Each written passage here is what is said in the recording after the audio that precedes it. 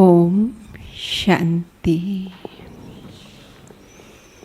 तो भट्टी का लक्ष्य एवं उद्देश्य विस्तार से समझाने के लिए हमारे बीच में पधारे हैं हमारे आदरणीय राजयोगिनी शीलो दीदी जी।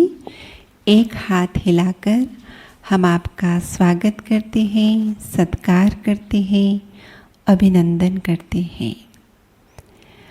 आप मुंबई महानगरी से निकले ईश्वर के अनमोल रतन हैं। बाल्यकाल से ही इस ईश्वरीय मार्ग पर चल रहे हैं।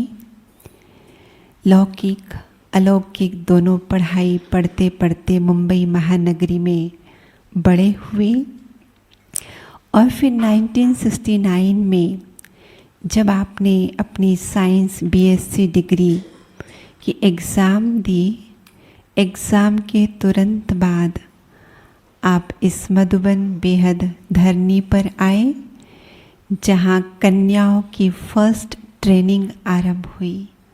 वो कन्याएं जिन्हें टीचर बनना है, वो ट्रेनिंग करके आप राजयोगा टीचर बने और बाबा ने दादियों ने आपको सेवार्थ अलग अलग स्थानों पर भेजा। राजकोट गए आप, हैदराबाद, बेंगलोर, काठमांडू, अफ्रीका, मॉरिशस। 1969 से 76 तक देश और विदेश के अलग अलग स्थानों पर बाबा ने आपको भेजा, जहाँ पर आपने सेवा केंद्र खोले, बाबा के संदेश सबको दिए। और 76 में जब आप आए तो आपके लिए एक सुनहरा अवसर इंतज़ार कर रहा था। दादियों ने आपके सामने एक बहुत सुंदर लॉटरी रखी, मधुबन निवासी बनने की। 1976 में आपको एक सुंदर सौभाग्य मिला। तब से लेकर आज दिन तक इस मधुबन धरनी पर रहकर आप देश विदेश की सेवाएं कर रहे हैं। बाबा ने आपको बहुत सुंदर वरदानों से श्रृंगारा है, जिसमें से 2 प्रमुख का मैं उल्लेख करूंगी। एक, आपके जीवा पर, आपके वाणी में सदा किसका वास होगा? विद्या की देवी सरस्वती का। और दूसरा वरदान, आप कौन सी गंगा हैं? हर की पौड़ी की गंगा है, कि जिस गंगा में बड़े बड़े महान पंडित आके स्नान करते हैं। और ये दोनों वरदानों को हम उनके जीवन से प्रत्यक्ष देखते हैं। न सिर्फ इतना, लेकिन उनके जीवन में और एक त्रिवेणी संगम हमको देखने मिलता है, नम्रता, धैर्यता और मधुरता।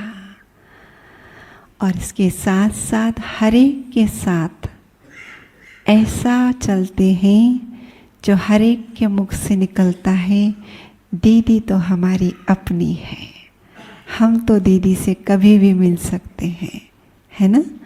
तो जो प्यार, जो पालना दादियों से, बाबा से आपने लिया है, वर्तमान में हम देखते हैं वही प्यार और पालना का रिटर्न आप सबको वही प्यार देकर कर रहे हैं। इतना ही नहीं, आप राजयोगा शिविर की डायरेक्टर हैं, एजुकेशन विंग की वाइस चेयरपर्सन हैं। इंटरनेशनल जो प्रोग्राम्स होते हैं उनमें इंग्लिश ट्रांसलेशन जो होता है बाबा के समय ऑनलाइन, वो भी आप करते हैं। और भी हम वर्तमान में देखते हैं 24 घंटा हमारी मीडिया में चैनल्स चलती हैं। लेकिन पहली बार जब टीवी स्क्रीन पर ब्रह्मा कुमारी को आना था, तो कौन सी ब्रह्मा कुमारी आई थी टीवी स्क्रीन पर? आप ही थे। आपसे मीडिया सेवाओं की शुरुआत हुई है। तो बहुत ही ऊंची हस्ती, बहुत ही ऊंची जिम्मेवारियाँ, लेकिन फिर उतना ही हम्बल और उतना ही सबके साथ अपनेपन के साथ मिलते हैं। जो आज दादियाँ अव्यक्त हो चली है, लेकिन आपने जो प्यार पालना ली है वो सब आपको देते हैं। तो किसी को ऐसा नहीं लगता कि हम मधुबन में गए लेकिन हमें दादियाँ नहीं मिली। आपके रूप में सभी दादियों का भी अनुभव कर लेते हैं। तो ऐसी महान हस्ती से अभी हम सुनेंगे भट्टी का लक्ष्य और उद्देश्य विस्तार से। वैसे तो भट्टी का लक्ष्य है संपन्न और संपूर्ण, लेकिन उस महालक्ष्य तक पहुंचने के लिए छोटे छोटे लक्ष्य रखने पड़ते हैं। तो इस बार दीदी कौन से लक्ष्य को स्पष्ट करेंगी कि कैसे हमारा हर कर्म स्नेह से, शक्ति से और ज्ञान से युक्त हो। तो स्नेह, शक्ति और ज्ञान युक्त हर कर्म करने की कला क्या होती है वो हम दीदी से सुनेंगे। लेकिन उससे पहले आपका भी परिचय दे दे दीदी को, जो इस ज्ञान मार्ग पर चलते जिन्हें 1 से 5 वर्ष हुए हैं वे हाथ खड़ा करेंगे। 1 से 5 वेलकम है आपका। 5 से 10 आपका भी वेलकम है। 10 से 15 आप सभी का भी वेलकम। 15 से 20 इसमें भी है वेलकम। और 20 से ऊपर तो पूरा ही मिक्स ग्रुप है। यही एक अनोखा विश्वविद्यालय है जहाँ बालक भी पढ़ता है और बूढ़ा भी पढ़ता है ना। और कहाँ से आए? हाँ, मुख्य तो हमें लिस्ट में कहा गया था चंडीगढ़ मुकेश बहन के कनेक्शन का ग्रुप है। टोटल चंडीगढ़ हाथ उठाएगा अभी। बहुत पूरा ही क्लास भरा हुआ है। और ये अपने सुरेंद्र भाई बहादुरगढ़ स्वागत है सभी का। और जो इन दोनों दिल्ली से आए। हाँ, वही बहादुरगढ़ दिल्ली और ये चंडीगढ़ को छोड़ के। अच्छा, दिल्ली अलग है। जो अलग अलग स्थानों से आए हैं बहादुरगढ़ के साथ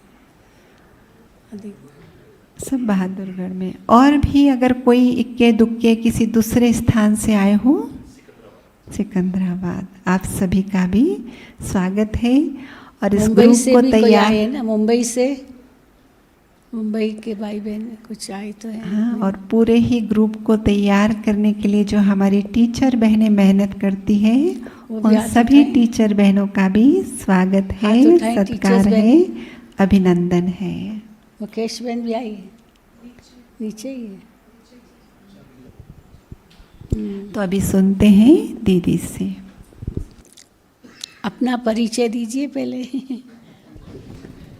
क्योंकि पूरा कोऑर्डिनेशन आप ही करेंगी। इंदिरा बहन। शरीर का नाम इंदिरा बहन है।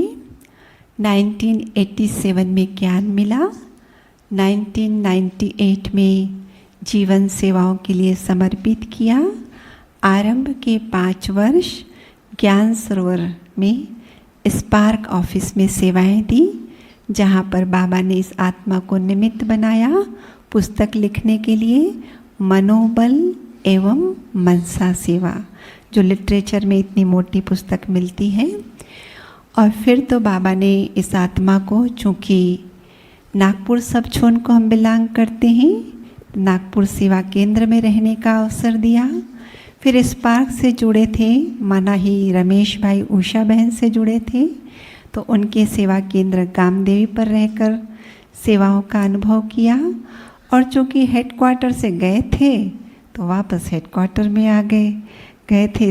ज्ञान सरोवर से शुरुआत की थी, पांडव भवन में पहुंच गए। लेकिन उससे भी पहले हम वास्तव में इनके ही पास आए थे। शुरुआत हमने सेवाओं की दीदी से की थी, और वो जैसे कहा ना, गंगा बहते बहते वापस उन्हीं के पास आ गई। तो पिछले 2009 से हम दीदी के साथ रहकर उनकी सेवाओं में अपना सहयोग देते हैं। ओम शांति। ओम शांति। ओम शांति। ओम शांति। दादी जानकी ने हमें 3 बार ओम शांति कहना सिखाया है। मैं कौन, मेरा कौन और मुझे क्या करना है। इन तीनों प्रश्नों में सारा ज्ञान का सार आ जाता है। तो सबसे पहले तो प्यारे बाप दादा, सभी दादियाँ, सर्व मधुबन निवासी सबके तरफ से आप सभी का मधुबन तपोभूमि, परिवर्तन भूमि, बाप दादा की कर्म भूमि पर बहुत बहुत स्वागत है, स्वागत है, स्वागत है। हाँ, जोर से ताली बजा सकते अपनी।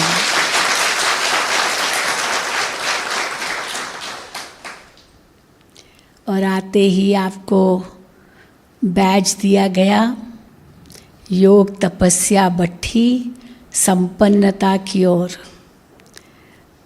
बाबा ने तो हमें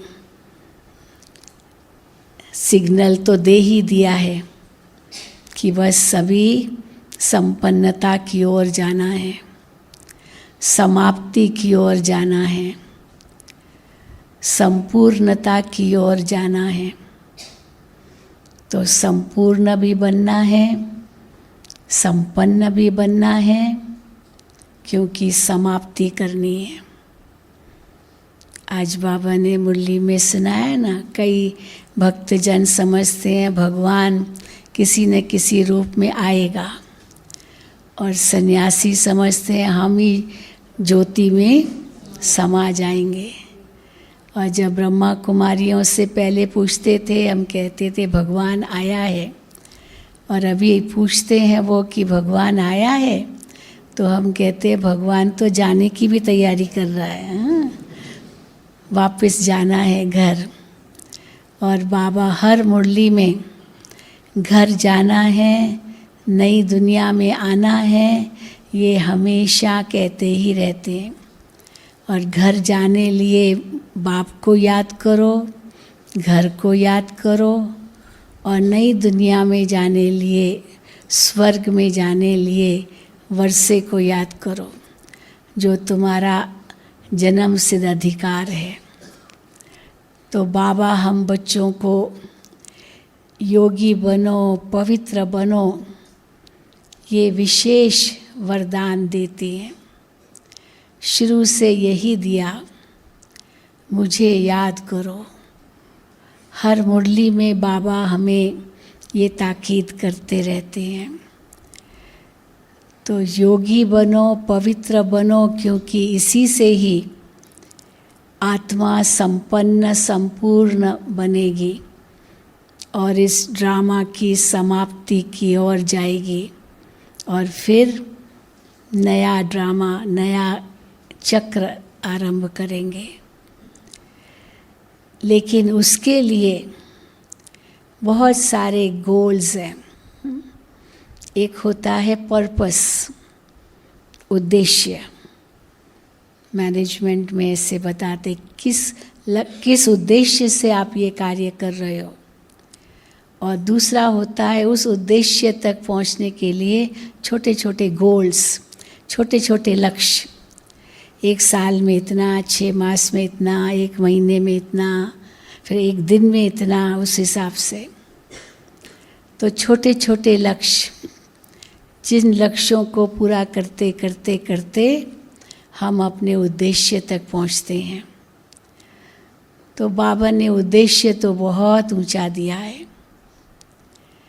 अभी हम संगम युगी ब्राह्मण हैं, फिर फरिश्ता बनना है, घर जाना है और नई दुनिया में आना है।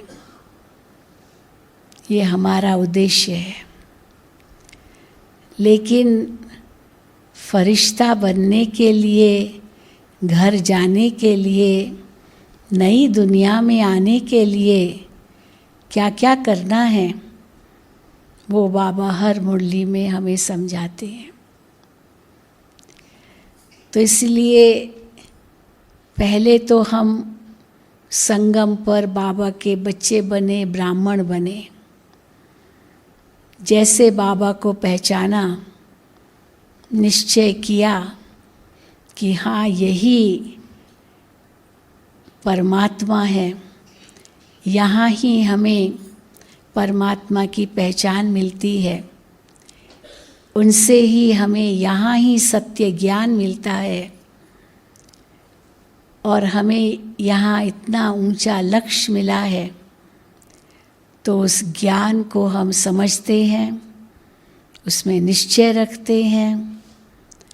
ये ईश्वरीय पढ़ाई है, हम गॉडली स्टूडेंट हैं।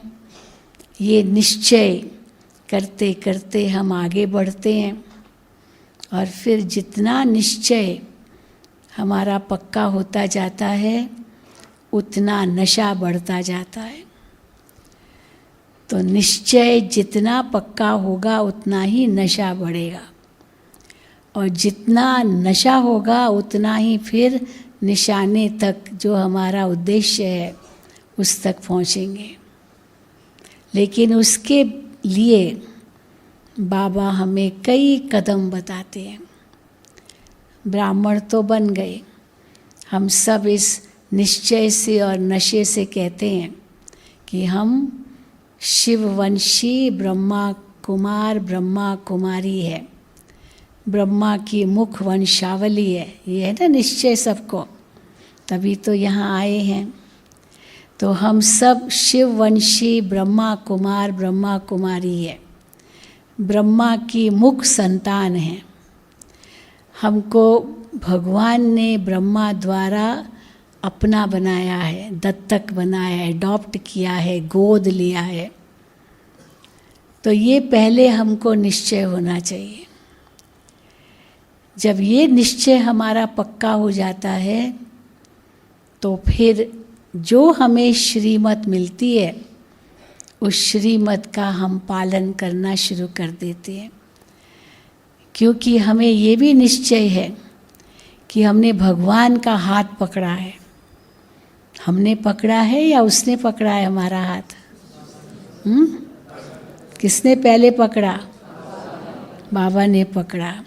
हम तो ढूंढ ही रहे थे, हमें तो मिला ही नहीं, और एक दिन अनायास हमें मिल गया। क्योंकि हम यही कहेंगे उसने पकड़ा। कई बार हम छूटने की कोशिश भी करते थे, लेकिन बाबा ने छोड़ा नहीं। ऐसे भी होता है।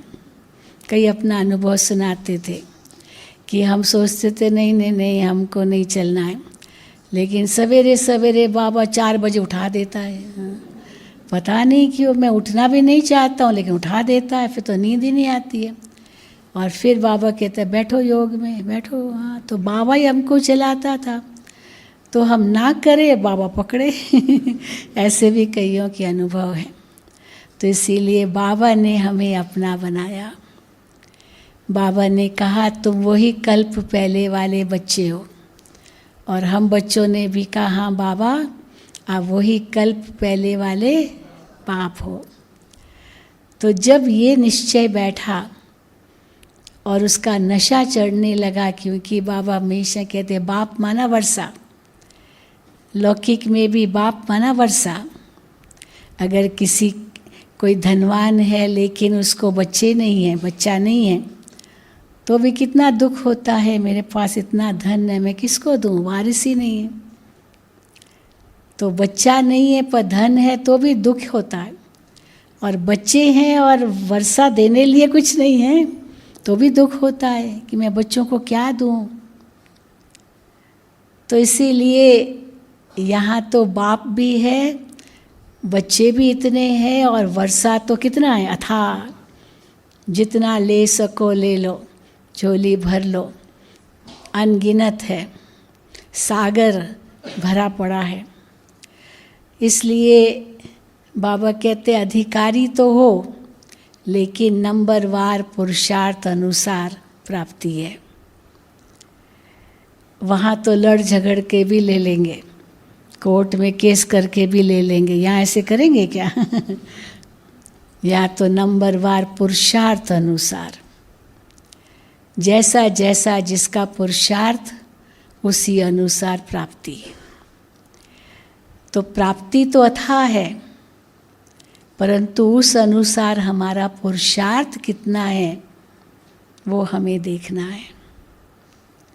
बाबा ने आते ही हमें सद्बुद्धि दी। कहेंगे बुद्धि की एक सुंदर सौगात दी। बुद्धि तो थी लेकिन सद्बुद्धि नहीं थी। सद्बुद्धि कैसे बनती है? जब ज्ञान बुद्धि में बैठता है। तो भक्ति में भी ऐसे ही कहते हैं ना, बच्चा अगर आज्ञाकारी नहीं है, लायक नहीं है, तो भगवान को क्या कहते हैं? हे भगवान, इनको सद्बुद्धि दो। है ना, सद्बुद्धि किससे मांगते हैं? भगवान से मांगते हैं। तो बाबा ने तो आकर के सबसे पहले सद्बुद्धि दी। कैसे सद्बुद्धि मिली? ज्ञान दिया, अपनी पहचान दी, हमारी पहचान दी, कर्मों का ज्ञान दिया, चक्र का ज्ञान दिया, घर का ज्ञान दिया। पहले ज्ञान दिया और उस ज्ञान में इतना प्रेम समाया हुआ था जो हमने सहज उस ज्ञान को स्वीकार कर लिया। और जब ज्ञान और प्रेम, स्नेह दोनों प्राप्त हुआ तो और आत्मा में ऑटोमेटिकली शक्ति आने लगी। और उसको ही बाबा कहते हैं, मैं तुम बच्चों पर खजाना लुटाता हूँ। कौन से खजाने संगम युग पर बाबा हमें देते हैं?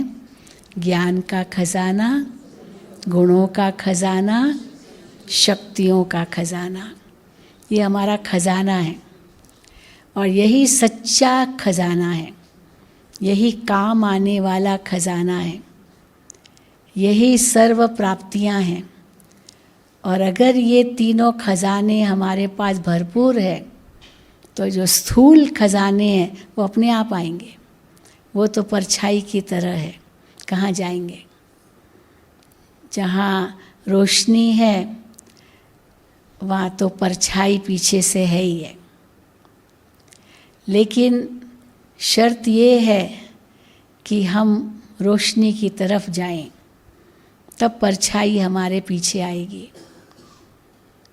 परंतु हम अगर परछाई की तरफ जाएंगे तो रोशनी हमसे दूर होती जाएगी और परछाई भी लंबी लंबी होती जाएगी। इसीलिए कहा जाता है, दुविधा में दोनों गए, माया मिली न राम। उस प्रभु को भी हम पीछे छोड़ देते हैं और माया के पीछे, मनुष्य तो धन को ही माया कहते हैं, वो परछाई को पकड़ने की कोशिश करते हैं, लेकिन न परछाई हाथ आती है न प्रभु मिलता है, दोनों से परे हो जाते हैं। क्योंकि इच्छाओं का तो कोई अंत है ही नहीं। इच्छाओं का कोई अंत नहीं है, जैसे परछाई का कोई अंत नहीं है। इसलिए शर्त ये है कि अगर हम प्रकाश की ओर जाते हैं तो परछाई पीछे पीछे हमारे आती जाएगी, और जितनी परछाई हमारे पीछे पीछे आएगी, हम रोशनी की ओर जाएंगे, उतना उतना धीरे धीरे परछाई छोटी होती जाएगी, छोटी होती जाएगी परछाई। और जैसे रोशनी तक पहुँचे परछाई लुप्त, खत्म, वो उसमें समा जाएगी। तो जब प्रकाश मिला, प्रकाश के साथ है तो अंधेरा है ही नहीं। तो इच्छा मात्रम अविद्या बन जाते हैं, क्योंकि बाबा हमको इतने खजाने देते हैं जिसमें जितना खेलते रहो और बातों में बुद्धि जाएगी नहीं। फिर बाबा कहते हैं ये आपको बांटना भी है, केवल अपने तक नहीं रखना है। तो ज्ञान का खजाना कैसे बांटेंगे? वाणी द्वारा, मुख से। गुणों का खजाना कैसे बांटेंगे? कर्म द्वारा। और शक्तियों का खजाना कैसे बांटेंगे? मन द्वारा, संकल्प द्वारा। तो ज्ञान, गुण और शक्तियाँ, ये तीनों ही हम मनसा वाचा कर्मणा बांट सकते हैं एक साथ, जो आज बाबा ने वरदान में कहा। तब बाबा कहते हैं लास्ट सो फास्ट जा सकते हैं। हमारा एक श्वास भी व्यर्थ न जाए, एक संकल्प भी व्यर्थ न जाए, एक घड़ी भी व्यर्थ न जाए। तो जब श्वास, संकल्प, शक्ति, समय एक भी व्यर्थ नहीं जाएगा, इतना समर्थ होगा, तभी हम संपन्नता, संपूर्णता तक पहुंच सकते हैं। तो क्या करना होगा? तीनों एक साथ करना है, जो आज का वरदान था। तो मनसा में तो हम बाबा कहते योगदान दो। मनसा में योगदान, मनसा से योगदान कैसे देंगे? जब हमारी मनसा इतनी ऊंची होगी, जिस मनसा में केवल शुद्ध संकल्प होंगे। क्योंकि जहाँ शुद्ध संकल्प है, वो संकल्प ही शुभ संकल्प भी बन जाते हैं, जिसको बाबा कहते हैं शुभ भावना, शुभ कामना। क्योंकि वो शुद्ध संकल्प है। तो जहाँ शुद्धि है वहाँ शुभ है। कहते हैं ना, शुभ कहाँ होता है? जहाँ शुद्ध है। तो जहाँ शुद्ध संकल्प है वहाँ शुभ स्थिति है, और जहाँ शुभ है वहाँ लाभ ही लाभ है, शुभ लाभ। हाँ, कहते हैं ना, प्राप्ति ही प्राप्ति है। अर्थात प्राप्ति कैसे है? क्योंकि समर्थ ही है। तो शुद्धि से शुभ आता है, और शुभ से समर्थी आती है, और समर्थी से सर्व प्राप्ति आती है, जिसको बाबा कहते हैं विजय तुम्हारा जन्म सिद्ध अधिकार है। सफलता तुम्हारा जन्म सिद्ध अधिकार है। सफल करो और सफलता को पाओ। तो क्या सफल करते जाओ? हमारा हर संकल्प, हमारा हर बोल, हमारा हर कर्म सफल हो। तो उसके लिए मनसा इतना ही शक्तिशाली चाहिए, शुद्ध चाहिए, शुभ चाहिए, समर्थ चाहिए। और जैसे हम इस पर ध्यान देते हैं, तो ऑटोमेटिकली वाणी भी हमारी कैसी निकलेगी? वो भी शुद्ध निकलेगी, शुभ निकलेगी। वाणी का भी आधार तो हमारी सोच है ना। आप जैसे ही सोचेंगे वैसे ही मुख से शब्द निकलेंगे। ये हो नहीं सकता है कि मुख से कुछ और निकले और सोचे कुछ और। कई है होशियार बहुत, सोचेंगे कि ये तो मर जाए अच्छा, हाँ, और पर बोलेंगे नहीं नहीं नहीं, आप आए, बहुत अच्छा किया, आप तो कितने अच्छे, मतलब उनकी महिमा करें। चलो उस समय लगता है मुख से तो महिमा कर ली, अंदर में तो हम बुरा सोचते हैं। लेकिन धीरे धीरे ज़्यादा बुरा सोचेंगे तो वो वाणी वैसी नहीं रहेगी, हाँ, पॉजिटिव, वो नेगेटिव तो निकल ही आएगा। क्योंकि वाइब्रेशन तो पहुँचेंगे ना, तो पता चलेगा कि ये भले बोल रहा है लेकिन अंदर साफ नहीं है। तो हमारी सोच जैसी होगी वैसे ही वाणी निकलेगी, और वैसे ही वास्तव में कर्म होंगे। अगर वैसे ही कर्म नहीं हैं तो फिर उस व्यक्ति पर भरोसा ही नहीं किया जा सकता है। कोई कहे मैं ये करूँगा परंतु करता है नहीं, तो क्या विश्वास रखेंगे उस पर? ये तो खाली कहता है। तो विश्वास तो उस पर रखा जाएगा जो कहता है वो करता भी है। और अगर कोई कहता है पर करता नहीं है तो वो तो धोखेबाज हो गया।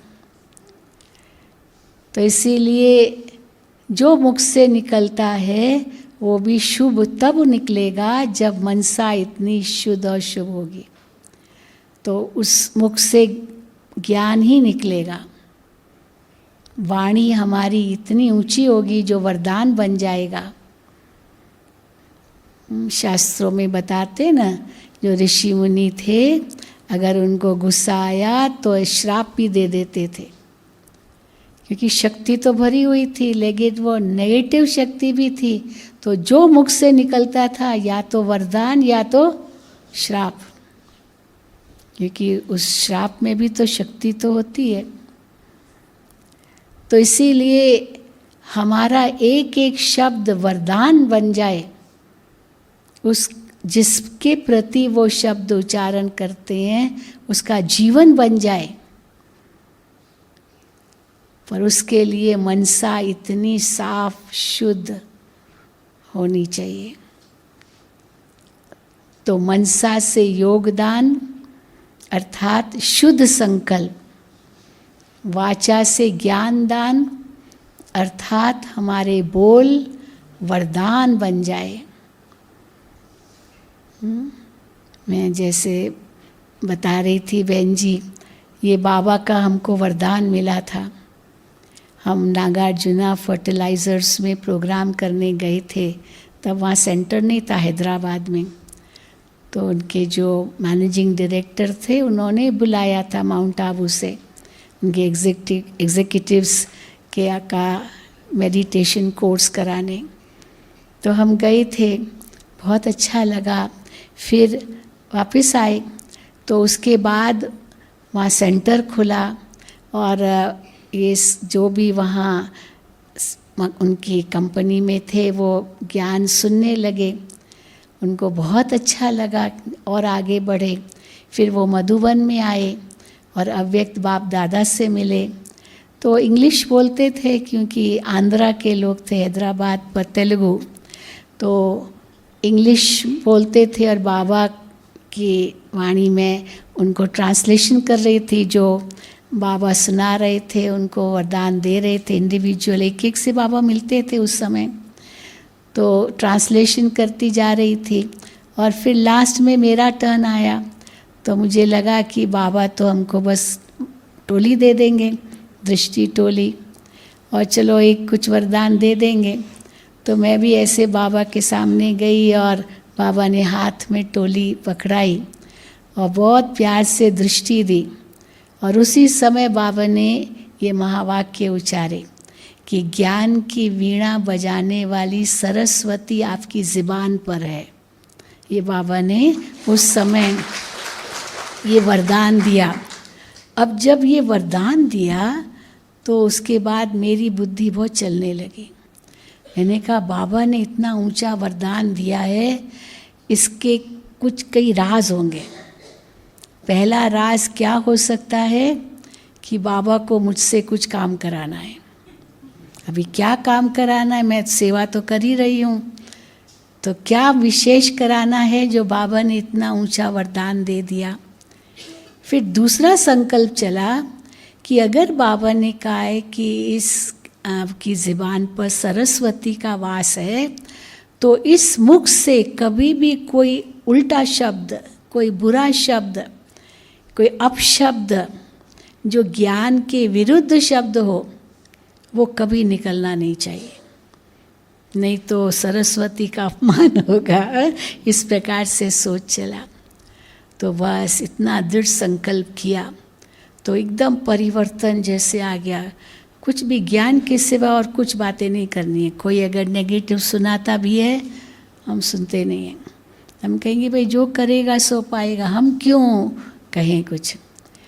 और इस ज्ञान से ज्ञान ही निकलना चाहिए। और फिर बाबा को और क्या कराना है मुझसे वो भी था संकल्प। बस उसके थोड़े दिनों के बाद टेलीविज़न का निमंत्रण मिला, जो बताया ना, तो ये बाबा को सेवा करानी थी। और उसके आधार पर बाबा ने वो कार्य कराया। तो इसीलिए हम तो यही कहते हैं कि हमने एक ही लक्ष्य रखा कि हमको तीनों कार्य एक साथ करना है। ज्ञान, गुण और शक्तियाँ जो बाबा खजाना देते हैं, ये तीनों एक साथ हमें बांटना है। तो कर्म पर भी पूरा ध्यान देना है। हमारे द्वारा ऐसा कोई कर्म न हो जिससे किसी के कोई व्यर्थ संकल्प चले, या कोई ऐसा कर्म न हो जिससे किसी को लगे कि हाँ ये तो ऐसे ही है। लेकिन हमारे कर्म भी इतने ऊंचे होने चाहिए, तो सारे गुण हमारे कर्मों में दिखाई देने चाहिए। एक एक गुण हमारे जीवन में होना चाहिए, जो बाबा इतने गुणों की लिस्ट दे रहे हैं।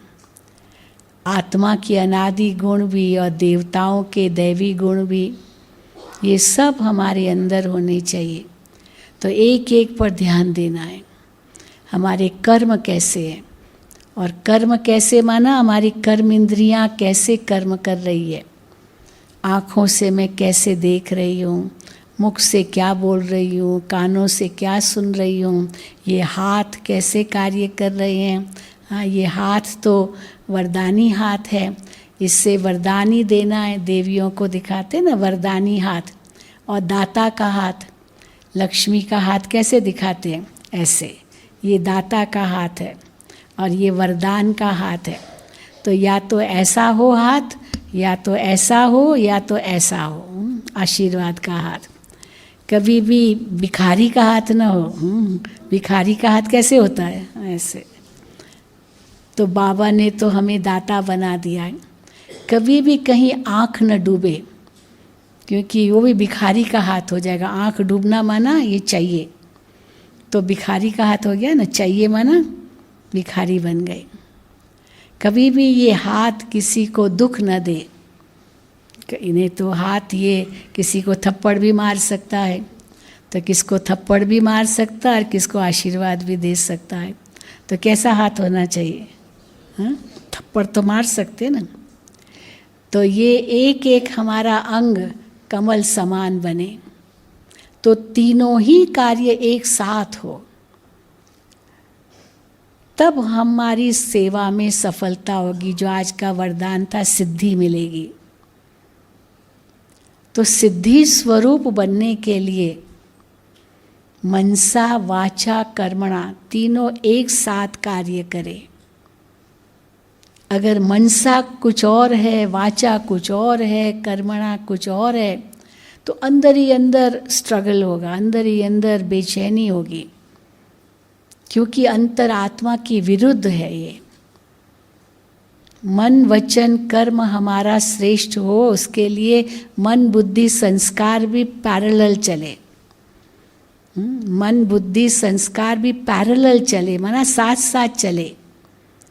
ऐसे नहीं मन में कुछ और संकल्प आ रहे हैं और बुद्धि तो कुछ और निर्णय दे रही है, क्योंकि बुद्धि तो सद्बुद्धि बन गई है, पर मन तो अभी तक चंचल है, वो बुद्धि का कहना न माने। और कर्म तो बिल्कुल ही उल्टे, तो कर्म इंद्रियां मालिक बन जाए, कर्म इंद्रियां मन को चलाए और मन बुद्धि को दमन करे, दबाए। फिर कहते ना मन खाता है। मन क्यों खाता है, माना वास्तव में मन खाने की बात नहीं है, पर बुद्धि को दबाया जाता है। वो सद्बुद्धि को कार्य करने नहीं देता है मन, और मन इंद्रियों के वश हो जाता है। ऐसे होता है ना।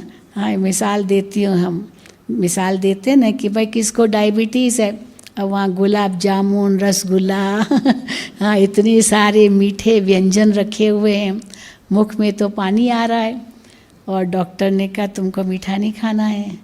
लेकिन हाँ, बुद्धि कहती है मीठा नहीं खाना है, लेकिन ये ज़ुबान में तो पानी आ रहा है हाँ, तो वो इंद्री, ये जीभ की इंद्री कहेगी अरे खा लो ना, कुछ नहीं होता है, थोड़ा खाने से क्या होता है, तो दवाई और ले लेना हाँ तो इंद्रियां मन को चंचल बनाएगी, मन को विचलित करेगी, और फिर बुद्धि मन को समझाएगी बिल्कुल नहीं, बिल्कुल नहीं, तो बुद्धि को दबा देगा, तुमको क्या मालूम, कुछ नहीं होता है कुछ नहीं होता है। फिर संस्कार भी तो वे तो है ही है, अभी तो ज़ुबान कहाँ कंट्रोल में है, तो इसीलिए उल्टी गाड़ी चलती है। होना क्या चाहिए, कहते हैं ना, सोच समझ कर कर्म करो, ये सीधी गाड़ी है। पहले तो मन में संकल्प उठेंगे, सोच चलेगा, फिर बुद्धि निर्णय देती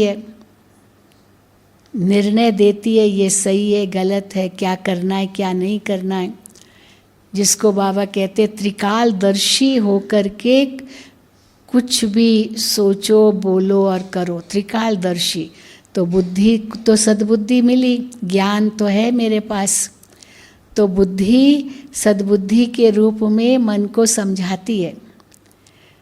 और फिर तीसरा है कर्म करो। हाँ, सोच समझ कर कर्म करो। तो सोचने का काम मन का, समझने का काम बुद्धि का। तो बुद्धि समझती है, दूरांदेशी है ना, तीनों कालों को पहचानती है कि किस कर्म से क्या फल मिलेगा, क्या नतीजा होगा, और फिर कर्म करो। वो कर्म तीसरी स्टेज है। लेकिन क्या होता है, जब इंद्रियों के वश हैं, मन इंद्रियों का गुलाम है, तो सीधा उल्टी गाड़ी चलती है। एक्सटेम्पो कहते हैं ना, कर्म कर लिया, गुस्सा कर लिया, थप्पड़ मार दी, तो कर्म पहले हो जाता है बिना सोचे समझे कि इसका परिणाम क्या होगा। और कर्म करने के बाद समझ आती है ये गलत किया, कि बुद्धि तो भगवान ने दे दी है सद्बुद्धि, तो बुद्धि फिर कहती है ये गलत हुआ। फिर मन कहता है अब क्या करें, अब क्या करें।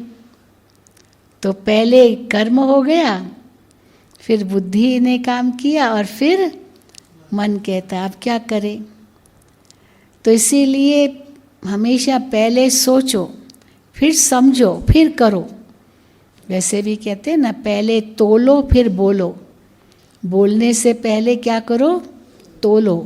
तो कैसे तोलना, माना क्या, तो निर्णय लेना, निर्णय शक्ति वो दिखाते ना, तराजू दिखाते हैं, तो निर्णय शक्ति तराजू के रूप में है, इसलिए तराजू निर्णय करता है। और तराजू माना निष्पक्ष निर्णय। आप कचहरी में जाएंगे ना, कोर्ट में जाते हैं, वहाँ पर न्याय की देवी दिखाते हैं, उसकी आँखों पर पट्टी बंधी हुई है और उसके हाथ में तराजू है। तो न्याय की देवी है वो, आँखों पर पट्टी माना पक्षपात रहित, बिना पक्षपात के, अंदर में कोई स्वार्थ न हो, क्योंकि स्वार्थ होगा तो पक्षपात ज़रूर होगा। इनसे मुझे मिलता है कुछ, तो इसीलिए इनको जिताना है ना, ये पक्षपात हो गया। तो इसीलिए बुद्धि न्याय की देवी है। उसके लिए मन कांटा जो है वो एकाग्र हो शिव बाबा की तरफ, शिव बाबा की याद न भूले। और फिर डंडी संतुलित हो। संतुलित माना पक्षपात रहित, न्यायकारी। और पलड़े वज़न देते हैं, तो वज़न देना माना मूल्यों को वज़न देना। अगर मूल्यों को वज़न नहीं दिया, पक्षपात में आ गए, मन शिव बाबा में लगा हुआ नहीं है, स्वार्थ है, तो वो न्याय सही नहीं है, ऐसे कहेंगे ना। तो इसीलिए बाबा कहते हैं कि पहले तोलो फिर बोलो। और फिर बाबा ने तो हमें बहुत अच्छी युक्ति बताई है, सबको इतना कुछ सहज कर दिया। बाबा कई बार कहते हैं आप ब्रह्मा बाबा को फॉलो करो, फॉलो फादर। बाबा इतनी बार हमें कहते हैं, हर मुरली में कहते, उस दिन भी कहा अव्यक्त मुरली में, फॉलो फादर। अब फॉलो फादर माना बाबा के कदमों पर चलो। अब बाबा के कदमों पर चलना माना बाबा ने जो किया वो हमको करना है, बाबा ने जो कहा वो हमको करना है, किया और कहा। तो हर कदम पर पहले ये निर्णय करो, अगर बाबा इस समय यहाँ होता तो बाबा क्या करता, बाबा क्या कहता, बाबा क्या सोचता, वो मुझे भी ऐसे ही करना है, क्योंकि फॉलो फादर करना है। तो फिर तो बस आंख बंद करके भी चल सकते हैं, बस कदम पर कदम ही रखना, हमको सोचने की ज़रूरत ही नहीं है, क्योंकि बाबा ने किया वही करना है। बाबा ने कैसे परिस्थितियों का सामना किया हमें भी करना है। बाबा कई बार कहते हैं अपनी हमजिन्स की सेवा करो, उस दिन भी कहा हमजिन्स की सेवा करो। तो बाबा के आगे कई बूढ़े आते थे, बुजुर्ग आते थे, बाबा भी तो बुजुर्ग थे। तो बाबा को कहते थे बाबा हम कर नहीं सकते, ये नहीं कर सकते, बहुत कुछ कहते थे। तो बाबा कहते थे ये बूढ़ा बाबा कर सकता है, तुम नहीं कर सकते हो। ये बूढ़ा बाबा 90 साल का ये कर सकता है, तुम नहीं कर सकते हो। तो फिर कभी भी ऐसे नहीं कहो मैं कैसे करूं, इनको देखो। कभी जवान आते थे, बाबा को कहते थे बाबा कैसे करे, बाबा कहते मम्मा को देखो ये जवान ये कर सकती थी, आप नहीं कर सकते हो। तो बाबा जब कहते हैं हम जिन्स की सेवा करो, अपने जैसे माताओं की सेवा करे, बुजुर्गों की सेवा करे, बच्चों की सेवा करे। तो ये सेवा करना माना अपने जैसा बनाना। फिर बाबा कहते हैं आप समान भी नहीं, ये नहीं अपने में फंसाना है, बाबा की ओर। अगर कोई महिमा करे तो उनको क्या कहो ये किसने कला दी, बाबा ने दी। हमारे पास क्या थी ये कला, ज्ञान में आने से पहले थोड़ी मुझे ये सब मालूम था, ये तो बाबा ने दिया। तो कभी भी महिमा स्वीकार मत करो, कभी मत स्वीकार करो, क्योंकि महिमा है किसकी, शिव बाबा की। क्योंकि अगर महिमा स्वीकार की ना तो फिर ग्लानि भी स्वीकार करनी पड़ेगी, क्योंकि सर्वगुण संपन्न तो बने नहीं है ना, बन गए संपूर्ण तो बने नहीं हैं, अभी तक त्रुटियां तो है ना, क्यों नहीं है। इसीलिए महिमा भी स्वीकार नहीं करो। अगर कोई करे तो उनको कहो ये तो सब बाबा का दिया हुआ है, क्योंकि बाबा का दिया हुआ है कहा तो आप उस महिमा में फंसेंगे नहीं। तो फिर कोई ग्लानि भी करेगा ना तो भी आपको दुख नहीं होगा, आप कहेंगे ठीक है ये उनकी जैसी सोच है, पर बाबा ने तो हमें स्वमान कितना दिया है, तो हम उस बाबा के दिए हुए स्वमान के आधार पर चलेंगे। इसकी सोच अपनी है, ये जो सोचता है ठीक है, ये इनके लिए होगा इनकी दृष्टि में, परंतु बाबा मुझे किस नज़र से देखते हैं, तो वो नशा भी रहे, खुमारी भी रहे, लेकिन साथ साथ उसकी देन है। तो न महिमा में हम फूल जाएंगे और न ग्लानि में हम निराश हो जाएंगे, दोनों से न्यारे रहेंगे, क्योंकि बाबा को आगे रखते हैं। और ब्रह्मा बाबा को अगर आगे रखो तो फिर कुछ सोचने की ज़रूरत ही नहीं है।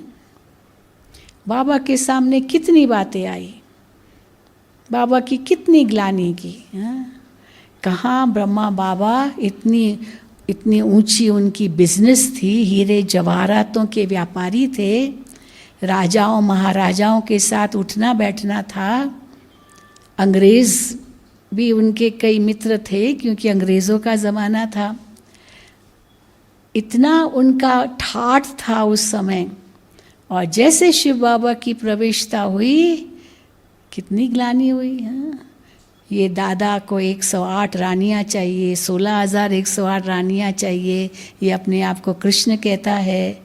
फिर शिव बाबा ने कहा पवित्र बनो, योगी बनो, तो कहा ये दादा ये बूढ़ा आदमी, इसको तो अभी तो दुनिया देख ली, इसको क्या है, पर छोटी छोटी जवान बच्चियों को क्यों कह रहा है पवित्र बनो, इन्होंने दुनिया कहाँ देखी है। तो बाबा कहते हैं मैंने तो कहा ही नहीं है उसने कहा है, और जब कहा मुझे भी कहा, क्योंकि मैं भी तो गृहस्थी हूँ ना, मेरे भी तो लौकिक बाल बच्चे हैं। तो जो उसने कहा वो मैंने किया। बाबा ने, शिव बाबा ने कहा परिवार में भी रहना है, लेकिन मेरा होकर चलना है। तो परिवार को छोड़ा थोड़े, सब साथ में थे बाबा के। लेकिन आते गए बाबा को पनाह देनी पड़ी, उनको शरणागत होते गए वो। तो इसीलिए बाबा ने कितनी ग्लानि सहन की। तो कोई बात नहीं, बाबा ने सहन की तो मैं भी करूँगा, इसमें क्या है, हाँ? हमको तो बाप समान बनना है ना बाबा की मुरली में आता है, कभी कभी ब्रह्मा बाबा शिव बाबा को कहते, बाबा ये क्या, पहला का जो जीवन था कितना रिस्पेक्ट मिलता था, और बाबा का बनने के बाद कितनी ग्लानि होती गई। बाबा ने कहा कोई बात नहीं, तुमने भी बहुत ग्लानि की है भक्ति में, शिव बाबा की ग्लानि की है ना, सर्वव्यापी है, कुत्ते बिल्ले में पता नहीं क्या क्या कह दिया, कोई बात नहीं, तुम भी सहन करो। बाबा भी अपकारियों पर उपकार करते हैं, तो तुमको भी अपकारियों पर उपकार करना है। फिर ब्रह्मा बाबा, फिर शिव बाबा जैसे कहे वैसे करना है। तो ब्रह्मा बाबा ने श्रीमत का पालन 100% किया, जो शिव बाबा ने कहा। ब्रह्मा बाबा के आगे कोई और आदर्श नहीं था, बस शिव बाबा के महावाक्य ही थे। दादियों के आगे ब्रह्मा बाबा थे, पर ब्रह्मा बाबा के आगे कौन था, जिनको देखकर बाबा ने फॉलो किया, बस जो श्रीमत मिली। दादियाँ बाबा को देखती थी, और बाबा ने जो किया दादियों ने किया। अभी हम दादियों को देखते हैं, हमने दादियों को देखा। सचमुच जब तक ब्रह्मा बाबा थे तब तक दादियाँ भी यही समझती थी, हम तो बाबा के बच्चे ही हैं, तो बच्चियाँ बन करके ही चली।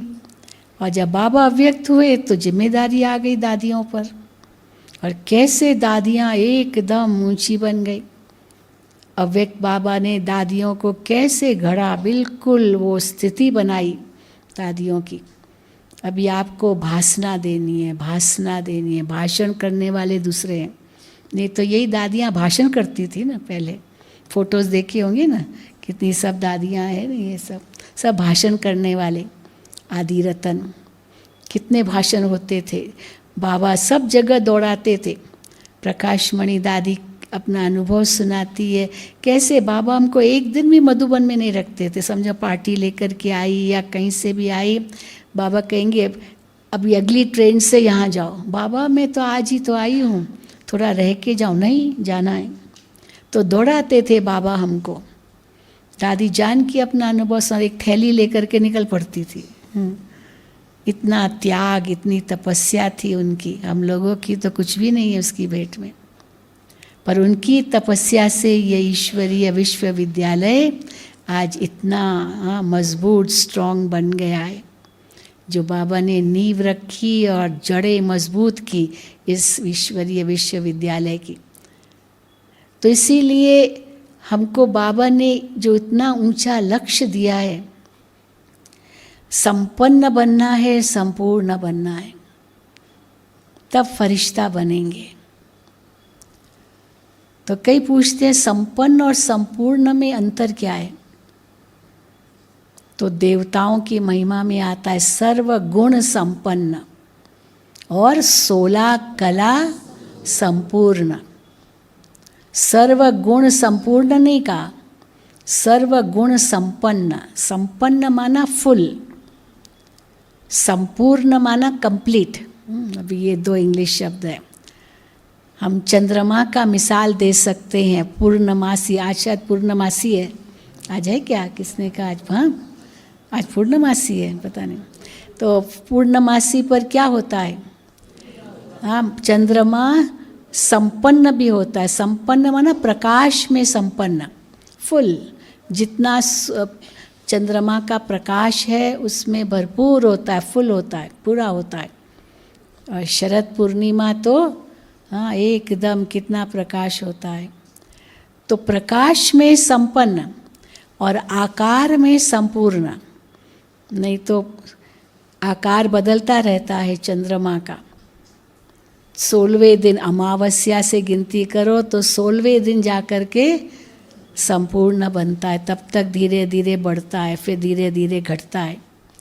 इसी के आधार से 16 आना सच 100% जो कहा भारत के अंदर जो गिनती बताते 16 आना, ये चंद्रमा की कलाओं से गिनती हुई है। तो 16 कला संपूर्ण माना पवित्रता की कलाएं, संपूर्ण निर्विकारी वो बाबा हम बच्चों को बनाते हैं। तो ये तब होगा जब मनसा वाचा कर्मणा तीनों में ही संपन्न संपूर्ण बनेंगे। अच्छा, ओम शांति। फिर मिलते रहेंगे, हाँ हम आपके साथ ही हैं, मिलते ही रहेंगे। ओम शांति, ओम शांति, ओम शांति। तो लक्ष्य उद्देश्य क्लियर हो गया ना? तो पुनः पुनः दीदी का धन्यवाद, शुक्रिया, आभार।